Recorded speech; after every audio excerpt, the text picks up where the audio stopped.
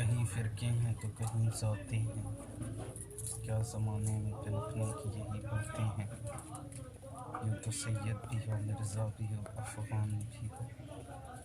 یوں تو سید بھی ہو مرزا بھی ہو افغان بھی ہو، تم سبھی کچھ ہو بتاؤ کہ مسلمان بھی ہو۔ حدیث مبارکہ صلی اللہ علیہ وآلہ وسلم کی روح سے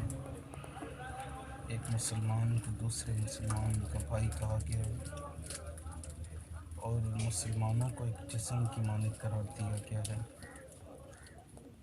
جسم کے اگر ایک حصے میں تکلیف ہو تو سارا جسم اسے محسوس کرتا ہے۔ سوشل میڈیا پر دیکھنے میں آیا کہ نیوزی لینڈ کے اندر مسلمان نماز جمعہ ادا کر رہے تھے، اور وہاں پر کسی عیسائی نے، جس کے پاس جدید قسم کا اسلحہ موجود تھا،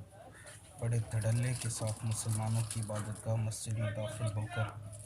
ان پر اندھا کن فائرنگ شروع کر دی، جس کے نتیجے میں تقریباً 27 مسلمان جام شہادت نوش کر گئے۔ تو یہ انتہائی افسوسناک پہلو ہے۔ انٹرنیشنل میڈیا کے ڈوئل سٹینڈرڈز بھی ہمیں دیکھنے کو مل رہے ہیں کہ وہ اگر کوئی کام کرنے والا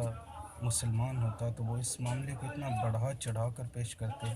اور مسلمانوں کو دہشت گرد اور نہ جانے کیا کیا قرار دیتے، لیکن وہ چونکہ عیسائی ہے تو وہ الفاظ کا چناؤ بھی بڑا عجیب طریقے سے کر رہے ہیں، اور مسلمان کا خون شاید اتنا بے وقت ہو چکا ہے کہ جس کا جب دل کرتا ہے وہ اٹھتا ہے اور مسلمانوں پر اپنا وہ کیا کہتے ہیں غم و غصہ، اس کا جو غصہ ہے وہ مسلمانوں پر نکال دیتے ہیں۔